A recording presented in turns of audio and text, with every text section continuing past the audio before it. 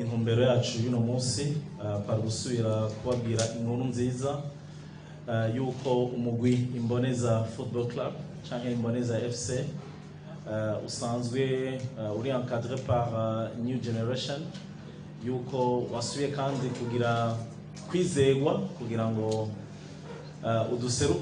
userukire kino gihugu cyacu cyiza cy'u Burundi mu nkino z'umupira w'amaguru zizobera Doha muri Qatar muri ku kwezi nyene kwa gitugutu.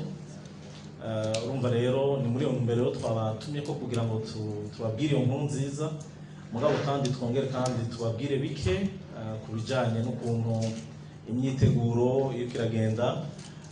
Rero dufise abakinyi 10 nibo bazoduserukira.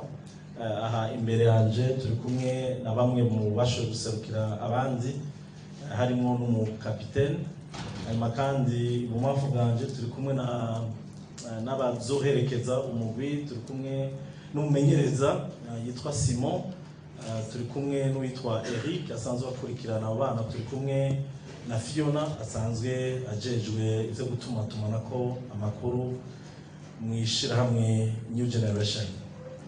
Naguma ndababwire yuko ibihugu byatumiwe ni ibihugu 28 nivyo bizoba biri Doha, mugabo muri ivyo bihugu hari ibihugu bizoserukirwa n'imigwi y'abigeme, akaba n'ibihugu bizoserukirwa n'imigwi y'abahungu. Rero muri New Generation rero turi muri uwo mugwi, aho Imboneza FC n'umugwi ugizwe n'abana b'abahungu nibo rero bazoduserukira. Ama rero tukaba turi mu mugwi munini cyane w'ibihugu bishika kuri 14. Muri ivyo bihugu harimo ibihugu nka Qatar, harimo ibihugu nka Bosnia Herzegovina, hari ibihugu nka Sudani, hari ibihugu nka Pakistani, Uganda, Tanzania n'ibindi. Urumva rero ivyo rero nivyo bihugu tuzohangana navyo. Rero igihambaye cyane nkuko dukunda kubivuga, izo nkino zizoba zirarengeye kuba inkino, kuko hazo harimo n'ibindi bintu bizokorwa. Hazo harimo ico twise ibintu bijanye n'akaranga.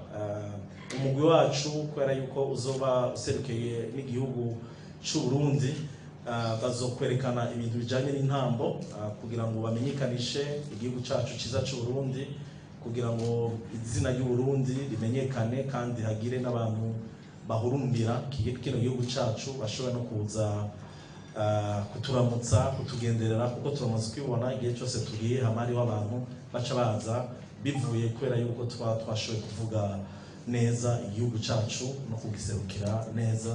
Urumva rero abakinyi bazoronka rero umwanya wo kwerekana karanga, mugabo kandi no gukora ibintu bitandukanye bijanye no gucapa, kugira ngo bari kumwe n'abandi bana bava mu bindi bihugu bavuga indimi zitandukanye basho kurengera indimi, bakine hamwe, batwenge, mugabo kandi cyane cyane basho no guserura ikiri ku mitima yabo, kuvuga ngo ico bifuza yuko amareta akora.